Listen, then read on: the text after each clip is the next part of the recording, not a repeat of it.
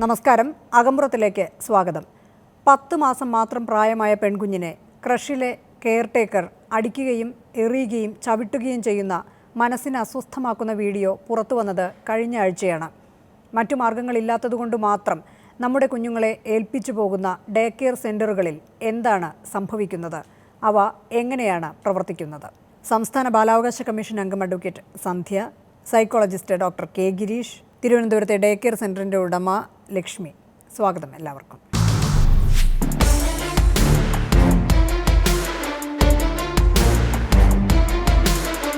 സംസാരിക്കാനോ പരസഹായം കൂടാതെ എഴുന്നേറ്റ് നിൽക്കാനോ പോലും കഴിയാത്ത 10 മാസം പ്രായമായ പെൺകുഞ്ഞിന് ഡേ കെയർ സെൻ്ററിൽ അനുഭവിക്കേണ്ടി വന്നത് ഇതാണ്.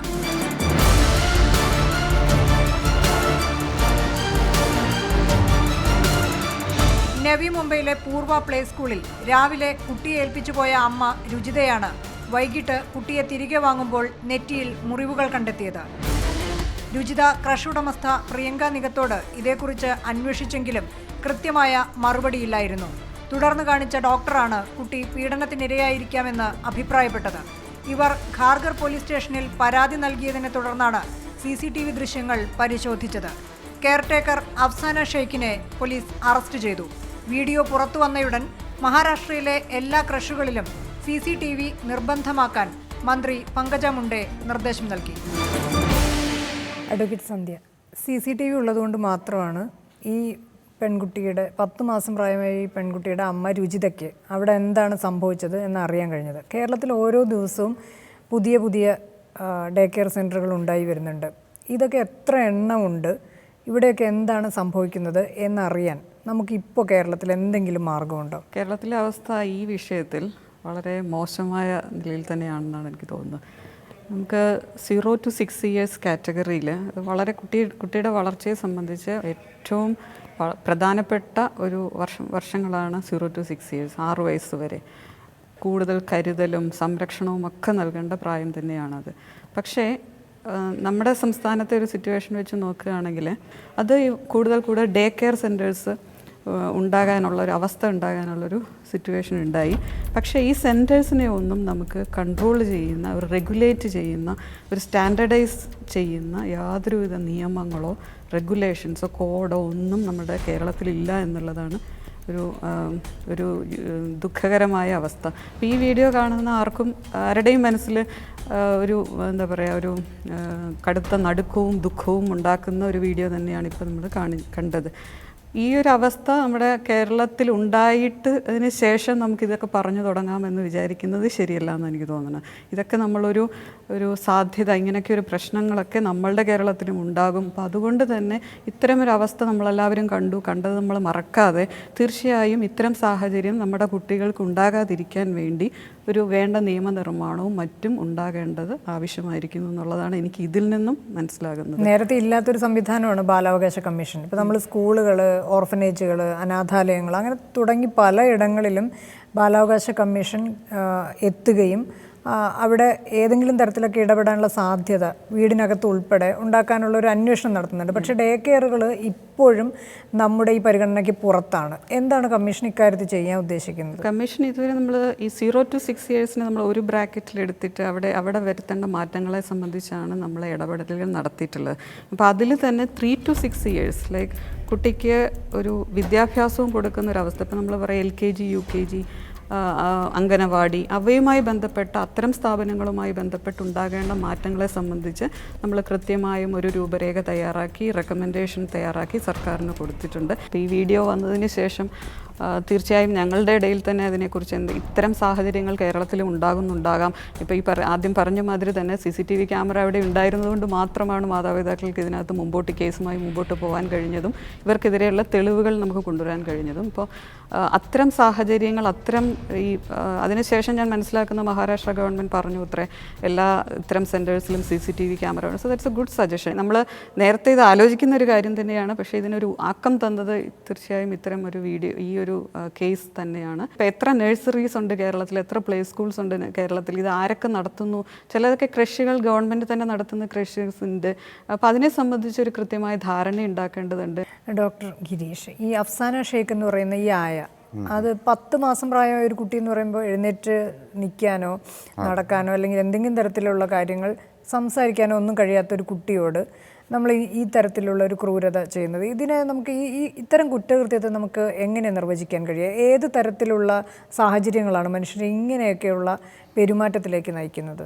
ഇപ്പോൾ എനിക്ക് തോന്നുന്നു സത്യം പറഞ്ഞാൽ നമ്മളൊരു കുറേ മിത്തുകളുടെ ലോകത്താണ് പലപ്പോഴും. കേരളത്തിൽ കഴിഞ്ഞ ആഴ്ച ഉണ്ടായ സംഭവം തീർച്ചയായിട്ടും എനിക്ക് തോന്നുന്നു സ്ത്രീകളുടെ ഓർമ്മയിലുണ്ടാവും. സ്കൂളിൽ പഠിക്കുന്ന ഒരു കുട്ടി, 7ാം ക്ലാസ്സിലാണ് പഠിക്കുന്ന ഒരു കുട്ടിയെ അവിടുത്തെ ഹയർ സെക്കൻഡറി ടീച്ചർ കൈ ചവിട്ടി ഓടിച്ചൊരു സംഭവം ഉണ്ടായി.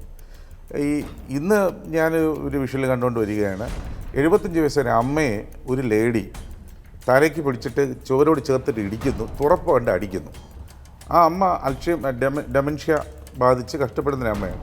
അപ്പോൾ ഇതൊക്കെ നോക്കിക്കഴിഞ്ഞാൽ നമ്മുടെ മനസ്സിലുണ്ടായിരുന്ന ചില സങ്കല്പങ്ങൾ, ആ സങ്കല്പങ്ങളൊക്കെ മാറ്റിമറിക്കുന്ന യാഥാർത്ഥ്യങ്ങളാണ്. അല്ല, ഇതൊരു കുറ്റകൃത്യമാണോ അതോ ഒരു മനോരോഗമാണോ? അല്ല, ഇത് തീർച്ചയായിട്ടും these are all 2 things. Number 1, ഇതൊരു കുറ്റകൃത്യമാണ്. Because child abuse is apparently it is there. അപ്പോൾ അതുകൊണ്ട് തീർച്ചയായിട്ടും going by law it is a കുറ്റകൃത്യമാണ്, സംശയമൊന്നും വേണ്ട. ഒരു മനോരോഗമാണോ എന്ന് ചോദിച്ചു കഴിഞ്ഞാൽ സാധാരണഗതിയിലുള്ള മനോരോഗങ്ങൾ എന്ന് പറയുന്ന നോമൻക്ലേച്ചറിനകത്ത് ഒതുക്കുവാൻ സാധിക്കുന്നതല്ല ഈ സംഭവം. ഈ ഒരു വിഷയത്തെ പഠിക്കാൻ ശ്രമിച്ചപ്പോൾ മനസ്സിലായ കാര്യം എന്താണെന്ന് വെച്ചാൽ ഇതൊരു 3ാം ലോക രാജ്യത്തെ, ഒരു വികസ്വര രാജ്യത്തെ പ്രശ്നമൊന്നുമല്ല, ഇതൊരു ആഗോള വ്യാപകമായ പ്രശ്നമാണ്.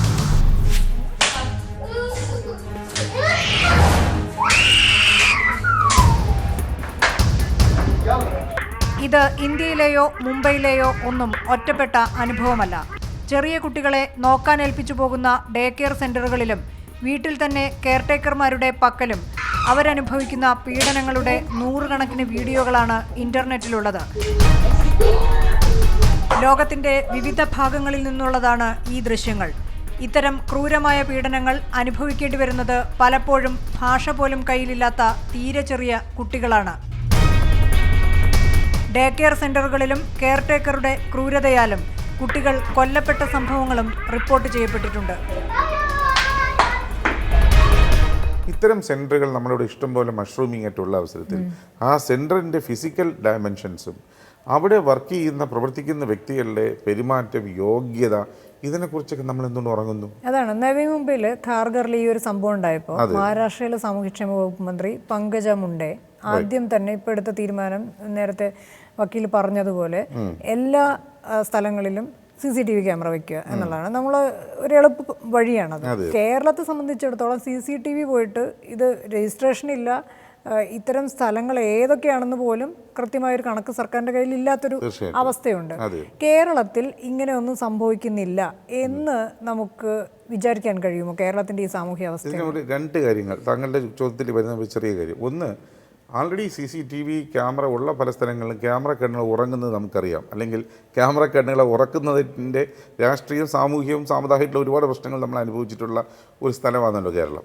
അപ്പോൾ അതൊന്ന്. 2, ഈ ക്യാമറ കണ്ണിനെ മാത്രം നമ്മൾ ആശ്രയിക്കുന്നതിന് പകരം ഇവിടെ പണിയെടുക്കുന്ന, പ്രവർത്തിക്കുന്ന ഇത്തരം വ്യക്തികളുടെ പെരുമാറ്റവും മാനസികാരോഗ്യവും ഇതിന് അനുയോജ്യമായിട്ടുള്ള ആൾക്കാരാണോ എന്ന കാര്യങ്ങൾ സ്ഥിരപ്പെടുത്തുവാനുള്ള സംവിധാനങ്ങൾ എന്തുകൊണ്ട് കൊണ്ടുവന്നുകൂടാ?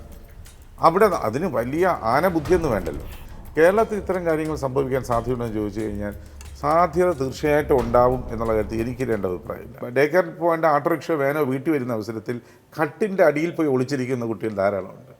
ഇത്തരം കുട്ടികളെക്കുറിച്ച് വളരെ വളരെ സ്നേഹത്തോടു കൂടി എന്താ മോനെ എന്നൊക്കെ പതുക്കെ ചോദിക്കാൻ പറയും, അത് എന്നെ അടിച്ചുറക്കുന്നു. എനിക്ക് അടിച്ചുറക്കുന്ന ഭയമാണ്, അല്ലെങ്കിൽ നുള്ളി ഉറക്കുന്നു. അപ്പം ഈ നുള്ളി ഉറക്കുന്ന നുള്ളി കുറച്ച് കൂടുന്നത് കൈകൊണ്ടുള്ള നുള്ളു കാലുകൊണ്ടായി കഴിഞ്ഞ് ഈ സംഭവം ഉണ്ടായി.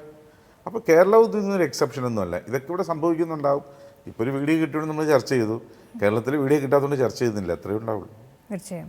ലക്ഷ്മി, ഇപ്പോൾ ഇന്ത്യയിൽ തന്നെ ഒരുവിധം മാതാപിതാക്കളെയും മനുഷ്യരെയൊക്കെ നടുക്കുന്നൊരു വീഡിയോ ആണ് ഈ പുറത്ത് വന്നത്. ഇവരുടെയൊക്കെ പ്രതിനിധിയായിട്ട് ഇപ്പോൾ ലക്ഷ്മി മാത്രമേ നമ്മുടെ മുന്നിലുള്ളൂ. ലക്ഷ്മിയുടെ സെൻറ്ററിൽ CCTV ഉണ്ടോ? ഇല്ല, CCTV ഇല്ല. കാരണം വെച്ചാൽ അത് ഒരു പ്രമോ ഞാൻ തോന്നിയിട്ടില്ല. പക്ഷേ അപ്പം പുതുതായിട്ട് ചേർക്കുമ്പം എൻ്റെ കുട്ടിയുടെ ഫോട്ടോ ഒന്ന് ഞാൻ അപ്പം അയച്ചു കൊടുക്കും. കാരണം വാട്സാപ്പ് ഉണ്ട്, അപ്പം ഗ്രൂപ്പിലുണ്ട്, ഞങ്ങളൊരു ഗ്രൂപ്പ് ഫോം ചെയ്തിട്ടുണ്ട്. എൻ്റെ കുട്ടിയുടെ ഫോട്ടോ ഉടനെ തന്നെ ഞാൻ അയച്ചു കൊടുക്കും, കുഞ്ഞിൻ്റെ വീഡിയോ എടുത്ത് അയച്ചു കൊടുക്കും. പക്ഷേ ഇത് കാണുമ്പോൾ നമുക്ക് മനസ്സിലാക്കും നമ്മൾ ചെയ്യുന്ന ഏറ്റവും വലിയ തെറ്റ്. ഒരാളെ റിക്രൂട്ട് ചെയ്യുമ്പം അവരുടെ ആറ്റിറ്റ്യൂഡ്, അവരെവിടെയാണ് വർക്ക് ചെയ്ത്, നേരത്തെ വർക്ക് ചെയ്ത സ്ഥാപനത്തിൽ അവരെന്തുകൊണ്ട് പോയി, പിന്നെ ഒരു മാസത്തോളം ഇവർ നമ്മളെ നിരീക്ഷണത്തിലായിരിക്കണം. കാരണം നമുക്കൊരു സാധാരണ ഒരാളെ കണ്ടാൽ അറിയാം അയാൾ കുട്ടികളോട് പെരുമാറുന്ന രീതി. അല്ലെങ്കിൽ ഇപ്പം ഞങ്ങൾക്കായപ്പോൾ ഇത് കാണാനുള്ള ശേഷി പോലുമില്ല. കാരണം വെച്ചാൽ ഒരു കുഞ്ഞിൻ്റെ മുഖത്തടിക്കുക അങ്ങനെ ചെയ്യുന്നെങ്കിൽ അത്രയും ക്രൂര മനസ്സുള്ളൊരു സ്ത്രീ ആയിരിക്കും കുട്ടിയെ നോക്കാൻ അവിടെ ഇരിക്കുന്നത്. ആ മേലിരിക്കുന്ന ആൾക്കാർ അത് തിരിഞ്ഞു നോക്കുന്നില്ല എന്നേ ഞാൻ പറയുള്ളൂ. കാരണം ഞാനവിടെ ഫുൾ ടൈം ഉണ്ട്. 6 മണി വരെ ഞാൻ രാവിലെ തുടങ്ങിയ തൊട്ട് 6 മണി വരെ ഞാനുണ്ട്. ഒറ്റ സ്ഥാപനമാണോ ഉള്ളത്? ഒറ്റ സ്ഥാപനം. അപ്പോൾ അതുകൊണ്ട് തന്നെ ലക്ഷ്മിക്ക് എല്ലാ കാര്യങ്ങളിലും ഞാൻ ചെയ്യുന്നതെന്ന് വെച്ചാൽ ഞങ്ങളുടെ ടീച്ചേഴ്സിന് അതായത് ട്രെയിനിങ് കൊടുക്കും. എടുക്കുന്ന ഞാൻ മാമിനോട് കംപ്ലീറ്റ് യോജിക്കുന്നു. സർട്ടനായിട്ട് റൂൾസും റെഗുലേഷൻസും വേണം. കാരണം എന്ന് വെച്ചാൽ നമ്മളിപ്പം സത്യസന്ധമായിട്ട് പ്രവർത്തിക്കുന്നുണ്ട്, അല്ലാതെ എല്ലാത്തിനും ഒരു നിയമം വേണം. എന്നാലേ ആ റൂൾസിനനുസരിച്ച് പോകത്തുള്ളൂ. കേരളത്തിൽ ഒരു ഡേ കെയർ സെന്റർ ശരിയായ രീതിയിലാണോ പ്രവർത്തിക്കുന്നത്? ഇതറിയാൻ യാതൊരു മാർഗവുമില്ല. കാരണം ഒരു ഡേ കെയർ സെന്റർ എങ്ങനെയാണ് പ്രവർത്തിക്കേണ്ടത് എന്നതിനെക്കുറിച്ച് ഒരു മാർഗരേഖയും കേരളത്തിൽ നിലവിലില്ല. കിൻഡർ ഗാർട്ടന്റെ കാര്യവും ഇങ്ങനെ തന്നെ. ഇത്തരം സ്ഥാപനങ്ങൾക്ക് എത്ര സ്ഥലം വേണം, എന്തൊക്കെ അടിസ്ഥാന സൗകര്യങ്ങൾ വേണം, എത്ര പേർ നോക്കാൻ വേണം തുടങ്ങി ഒന്നിനും നിയമമില്ല. ചുരുക്കത്തിൽ പെട്ടിക്കടകൾക്ക് പോലും രജിസ്ട്രേഷൻ വേണ്ട നാട്ടിൽ നമ്മുടെ കുട്ടികളെ നാം ഏൽപ്പിച്ചു പോകുന്നത് അത്തരം ഒരു സംവിധാനവും വേണ്ടാത്ത സ്ഥലങ്ങളിലാണ്. ഇങ്ങനെ ഒരു സ്ഥാപനം തുടങ്ങാൻ പോയപ്പോൾ ഒരു തരത്തിലുള്ള ഒരു നിയമവും ഒന്നും നോക്കേണ്ടി വന്നിട്ടില്ല. ഞാൻ കോർപ്പറേഷൻ ഓഫീസിൽ പോയി, അവിടെ പോയി അന്വേഷിച്ചു, അവിടെ നിന്ന് എന്താ ചെയ്യേണ്ടതെന്ന് അന്വേഷിച്ചു. പിന്നെ വേറെ എന്തൊക്കെയാണ് നമുക്കിപ്പം ബസ് എടുക്കുന്നു എല്ലാം ഞാൻ അന്വേഷിച്ചു. പ്രത്യേകിച്ച് ഒരു റൂൾസും റെഗുലേഷൻസും ഒന്നുമില്ല. ഞാൻ പിന്നെ എൻ്റെ രീതിയിലുള്ള ഞാൻ തന്നെ ഒരു ഗ്രൂപ്പ് തുടങ്ങിയിട്ടുണ്ട്. പാരൻസിൻ്റെ ഫീഡ്ബാക്ക് നോക്കാറുണ്ട്. എൻ്റെ പാരൻസിന് ഞാൻ പൂർണ്ണ അധികാരം കൊടുത്തിട്ടുണ്ട് അകത്തോട്ട് കയറി വരാനായിട്ട്, എപ്പോൾ വേണോ കയറി വരാനായിട്ട്. പിന്നെ കുഞ്ഞു പിള്ളേരാണ്. എനിക്കിത് അതിശയിപ്പിക്കുന്ന ഒരു സംഭവമാണ്. കാരണം ഈ കുട്ടിയെ അടിക്കുമ്പോൾ ബാക്കിയുള്ള കുട്ടികൾ ഇങ്ങനെ ഉറങ്ങും. ഞങ്ങളുടെ അവിടെ ഡേ കെയറിൽ ഒന്ന് ഉറങ്ങിക്കഴിയുമ്പം ഒന്ന് എണീക്കും, ഒന്ന് അങ്ങോട്ട് ഓടും, ഒന്ന് കരയും, ചിരിക്കും, ഓടും, വിശക്കും. ഇങ്ങനെ പല ഒരു മാസ് ബഹളമായിരിക്കും അവിടെ ഇരിക്കുന്നത്. അപ്പോൾ നമ്മൾ എടുക്കുന്ന ആൻറ്റിമാർ ഒരു ആറ്റിറ്റ്യൂഡ് നോക്കണം, അവരുടെ പ്രീവിയസ് ബാക്ക്ഗ്രൗണ്ട്. ലക്ഷ്മി അതിനകത്ത് എന്ത് മാർഗമാണ് സ്വീകരിക്കാറ്? എനിക്ക് ഞാൻ പലപ്പോഴും ആലോചിച്ചിട്ടുണ്ട് ഒരു പോലീസ് ക്ലാരിഫിക്കേഷനോ ഇവർക്ക് എന്തെങ്കിലും റൂൾസ് കൊണ്ടുവരണം. കാരണം ഇത് പൊതുവായിട്ടുള്ള ഒരു ട്രെയിനിങ് അറ്റൻഡ് ചെയ്യണം, അതിനുള്ള സർട്ടിഫിക്കറ്റ് കൊടുക്കണം, നമുക്ക് സൈക്കോളജിക്കൽ പരമായിട്ടുള്ള ആളുകൾ ഇവരെ നിരീക്ഷിക്കണം. ഇങ്ങനെ പല കാര്യങ്ങളും അത്യാവശ്യമാണ്. ഏതെങ്കിലും സമയത്ത് എടുത്ത ഒരാളെ ഏതെങ്കിലും തരത്തിലുള്ള മിസ്കണ്ടക്റ്റിന്റെ ഭാഗമായിട്ട് നമുക്ക് വേണ്ട എന്ന് വെക്കേണ്ടി ഞാൻ വച്ചിട്ടുണ്ട്. കാരണം വെച്ചാൽ കുട്ടികൾ, ഞാൻ പ്രത്യേകം പറഞ്ഞിട്ടുള്ള കാര്യമാണ്, എൻ്റെ കുട്ടികളെ വഴക്ക് പറയുകയോ അടിക്കുകയോ കാരണം അത് എൻ്റെ പേരൻസ് ഉണ്ട്. എന്തെങ്കിലും അവർ ചെയ്യുന്ന രീതിയിൽ എന്തെങ്കിലും ഞാൻ പേരൻസിനോട് പറയും. അല്ലാതെ അവരെ ശാസിക്കുകയോ അവരെ വഴക്ക് പറയാനുള്ള അധികാരം നമുക്കില്ല. പക്ഷേ കുട്ടികളെ എപ്പോഴും സ്നേഹത്തോടെയും അവർക്ക് 2 മുട്ടായി കൊടുക്കുകയും പൂ കൊടുക്കുകയും കാര്യത്തോടെയും ബുക്സ് എടുക്കുകയും അങ്ങനെ പറയുന്ന സ്നേഹിക്കാൻ കഴിയുന്ന ആൾക്കാരെ വേണം നമ്മളെടുക്കാൻ. അത് നമ്മൾ എങ്ങനെ മനസ്സിലാക്കി കണ്ടുപിടിക്കാൻ പറ്റും? എനിക്ക് കുട്ടികളെ നന്നായിട്ട് അറിയാമെന്നുള്ളതുകൊണ്ട് ഈ എടുക്കുന്ന ആൾക്കാർ മനുഷ്യരാണ്. അവരോട് നല്ലൊരു റാപ്പോ ക്രിയേറ്റ് ചെയ്യണം. അവർക്ക് മാക്സിമം പറഞ്ഞു കൊടുക്കുക കുട്ടികൾ എന്താണ് പറഞ്ഞു കൊടുക്കാണ്ട്. എല്ലാവരും അമ്മയും ആരായിട്ട് വരുന്നവരായിരിക്കും. ബട്ട് അവർക്ക് നല്ലൊരു അറ്റ്മോസ്ഫിയർ അവിടെ ക്രിയേറ്റ് ചെയ്ത് കൊടുക്കണം.